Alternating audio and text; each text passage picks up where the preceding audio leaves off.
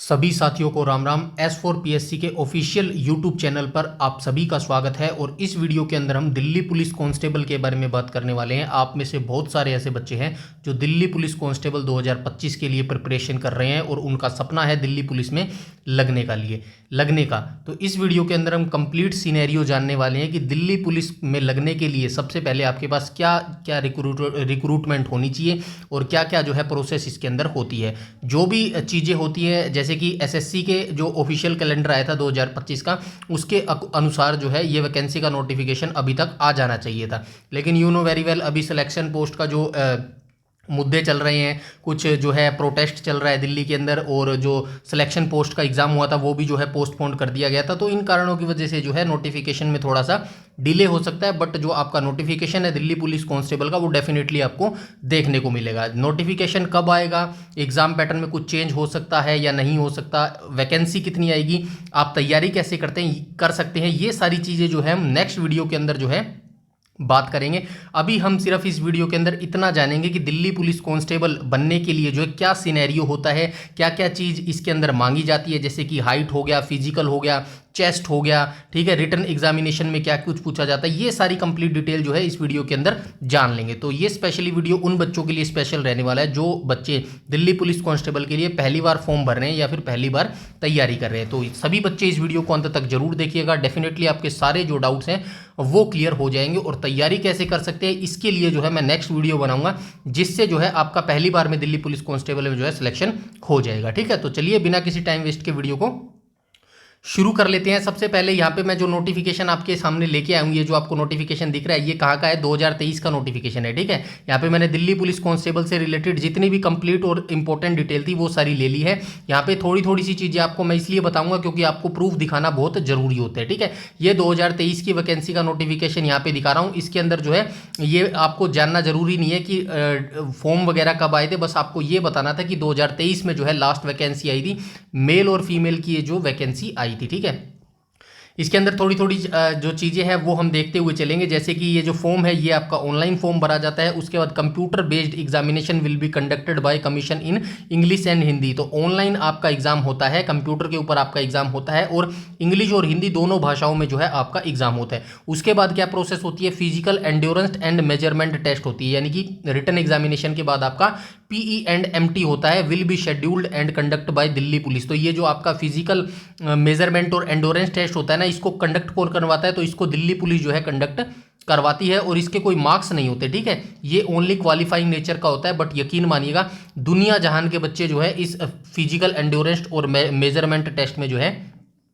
Disqualify होते हैं और फेल हो जाते हैं। तो मेरा ये मानना है, अगर आप 2025 दिल्ली पुलिस कांस्टेबल के लिए प्रिपरेशन कर रहे हैं तो अभी से जो है अपनी फिजिकल एंडोरेंस और मेजरमेंट की जो है तैयारी स्टार्ट कर दीजिएगा। एग्जाम फिर भी बहुत बच्चे निकाल लेते हैं, लेकिन फिजिकल के अंदर जो है दुनिया जहान के बच्चे फेल होते हैं, और अभी से जो है आप अपनी फिजिकल की तैयारी को जो है स्टार्ट कर दीजिएगा। इसके बाद हम आगे चलते हैं। आगे यहाँ पे क्या लिखा गया है, यहाँ पे क्या लिखा गया, final result will be declared by the commission based on performance of candidate in the computer based examination subject their qualifying PMT other candidate. तो इसके अंदर बताया गया भाई जो आपका मेन फाइनल मेरिट लिस्ट में नाम आता है ना, जो आपका फाइनल लिस्ट आती है, वो आपकी जो रिटन एग्जामिनेशन के बेस पर है, उसी के ऊपर जो है आपका रिजल्ट डिक्लेयर किया जाता है। ठीक है, इसके बाद यहाँ पे पे स्केल देख लो। अगर आपकी सैलरी जानने की इच्छा है तो सैलरी भी जान लो। पे लेवल इसके अंदर 3 होता है, और 21,700 से लेके 69,100 तक जो है आपको जो है इसके अंदर सैलरी मिलती है। ठीक है, काफ़ी अच्छी सैलरी मिलती है। ये बेसिक सैलरी 21,700, अलाउंस वगैरह मिला के काफ़ी अच्छी जो है ग्रोस सैलरी आपकी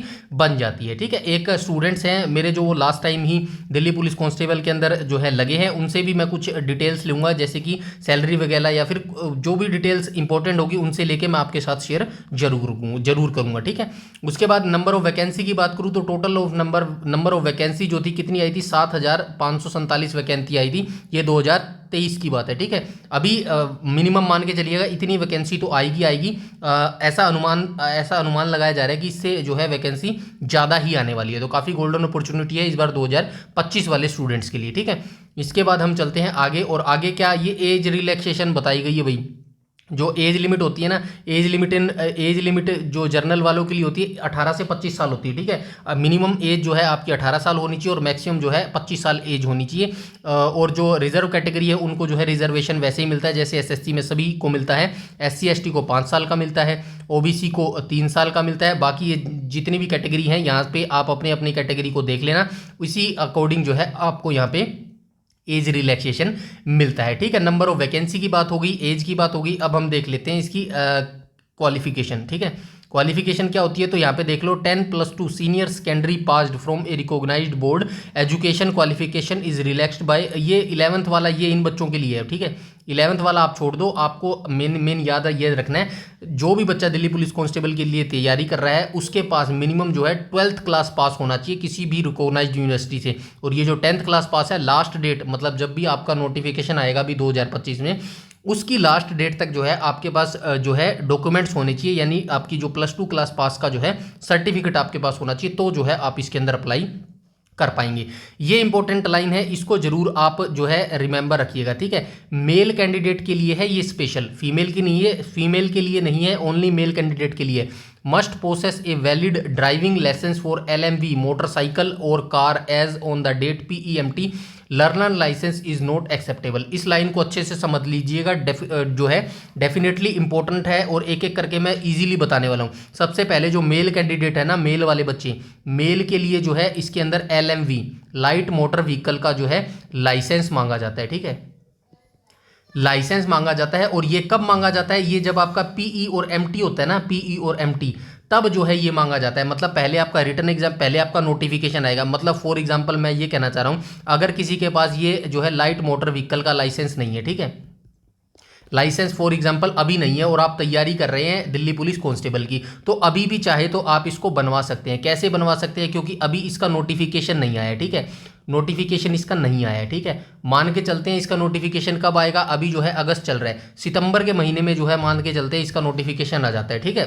एक बार के लिए मान लेते हैं सितंबर में इसका नोटिफिकेशन आता है और इसका रिटन एग्जामिनेशन मिनिमम 2 महीने तो देगा, ठीक है। सितंबर के बाद अक्टूबर नवंबर में जो है इसका रिटन एग्जामिनेशन लिया जाएगा। उसके बाद जो है एक महीना और देगा आपको तैयारी का PE और MT का, ठीक है। PE और MT का जो है 1 महीना देगा, मतलब आपका जो जनवरी में जाके होगा, ठीक है, जनवरी में जाके आपका क्या होगा, PE और MT होगा और तब जो है आपका ये ड्राइविंग लाइसेंस माना जाएगा। यानी कि अभी अगस्त चल रहा है, सितंबर, अक्टूबर, नवंबर, दिसंबर, जनवरी 5 महीने हैं आपके पास, ठीक है। 5 महीने में आराम से जो है आप परमानेंट जो आपका ड्राइविंग लाइसेंस है ना वो बनवा सकते हैं। और मेरा यही मानना है जल्दी से जल्दी इसको बनवा लो, बाद में जो है दिक्कत हो जाएगी आपका फॉर्म फिलअप करने में, ठीक है। बाद में ये नहीं भी बनता, काफ़ी सारी प्रॉब्लम्स आ जाती हैं, इसीलिए अभी आपके पास टाइम है। तो ये जिस बच्चे का नहीं बना हुआ ड्राइविंग लाइसेंस, तो इसको जरूर बनवा लो भाई, ठीक है। और इसकी नीड कब पड़ती है, फिजिकल एंड्योरेंस और जो मेजरमेंट टेस्ट होता है तब जो है इसकी नीड पड़ती है। अभी जो है फॉर्म भरवाएंगे ना तब आपसे ये नहीं मांगा जाएगा,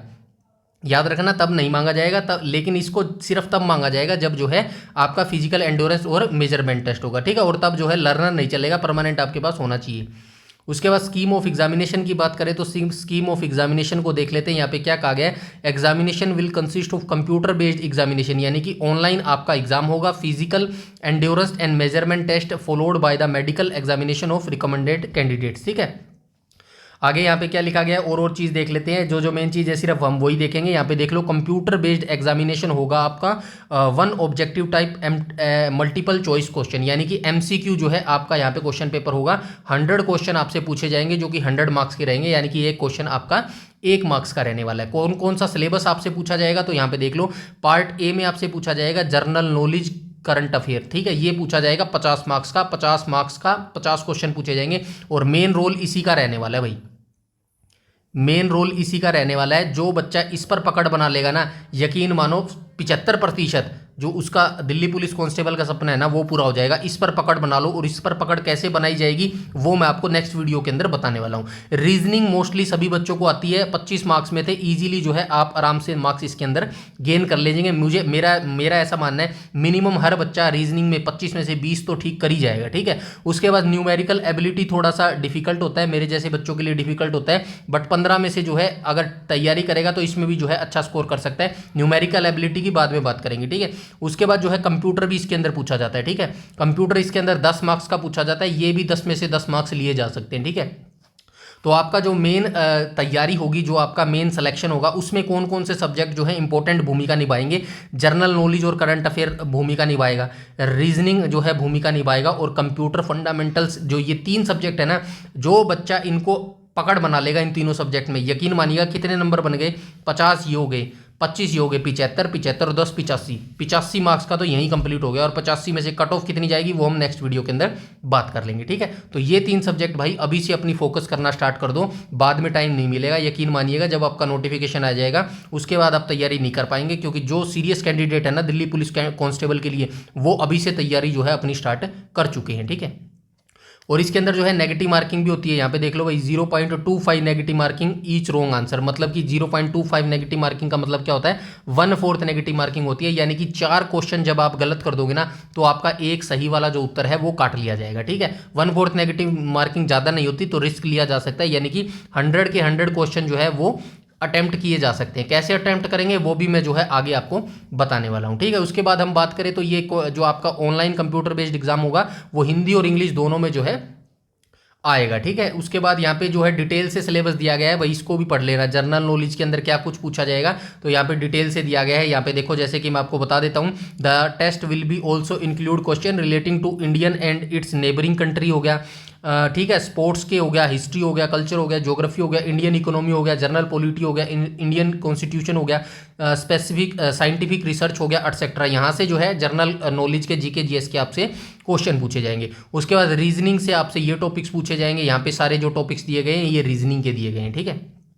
उसके बाद न्यूमेरिकल एबिलिटी यानी कि मैथ के ये सारे क्वेश्चन पूछे गए हैं, ठीक है। नंबर सिस्टम हो गया, कंप्यूटेशन ऑफ होल नंबर्स हो गया, और कौन सा हो गया, डेसिमल फ्रैक्शंस हो गया, रिलेशनशिप बिटवीन नंबर्स हो गया, ठीक है, एवरेज हो गया, अर्थमेटिक क्वेश्चन हो गया, परसेंटेज हो गया, प्रॉफिट लॉस हो गया, डिस्काउंट हो गया, मेंशुरेशन हो गया। ये सारे टॉपिक जो है मैथ के पूछे जाएंगे। और मैथ के लिए भी 15 नंबर का जो है 15 नंबर्स का भी आपको जो है डेफिनेटली एक जो है स्पेसिफिक जो मैथ की टीचर है वहाँ से सिलेबस आपका कवर करवा दूंगा, अगर आपने जो है मेरा साथ दिया, यानी कि अच्छे से जो है वीडियोस को देखा, ठीक है। मेरे को भी थोड़ा सा मोटिवेशन दो यार प्लीज़, तभी तो मैं आपके लिए कुछ कर पाऊंगा, ठीक है।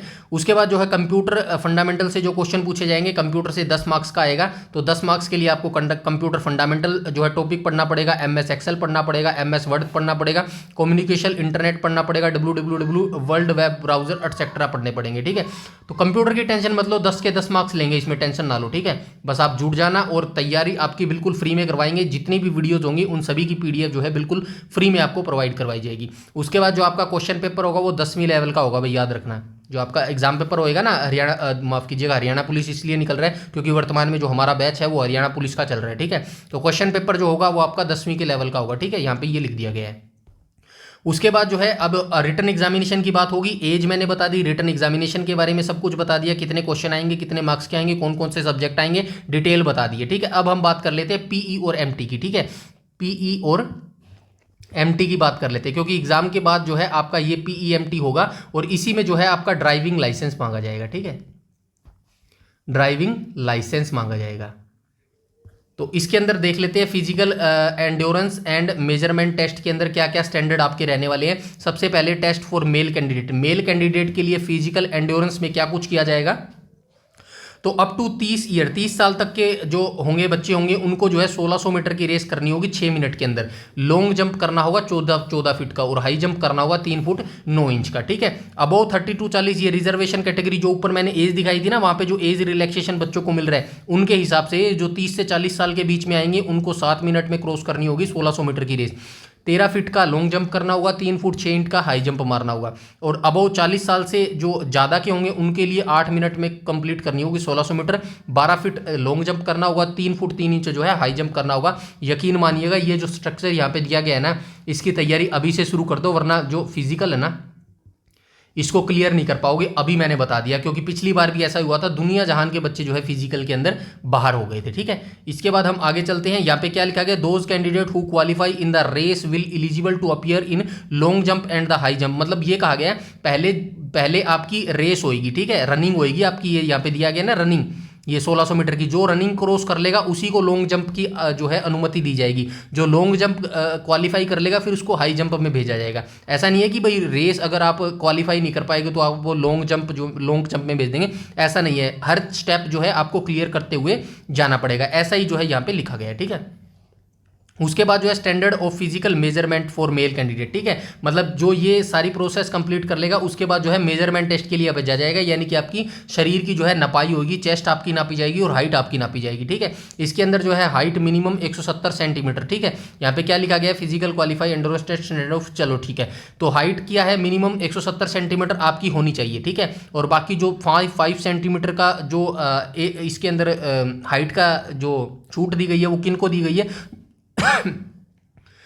जो हिली यानी पहाड़ी सॉरी जो पहाड़ी एरिया से बच्चे आते हैं ना, गढ़वाली या कुमाऊनी, जो उत्तराखंड साइड से आते हैं, हिमाचल प्रदेश जाते हैं, उनको जो है 5 सेंटीमीटर की यहाँ पे हाइट में छूट दी जाती है। वैसे नॉर्मल सभी के लिए जो है 170 सेंटीमीटर हाइट यहाँ पे मांगी जाती है, ठीक है।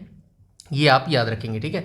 उसके बाद हम चलते हैं आगे, और SC/ST को भी यहाँ पे 5 सेंटीमीटर की जो है छूट दी जाती है भाई।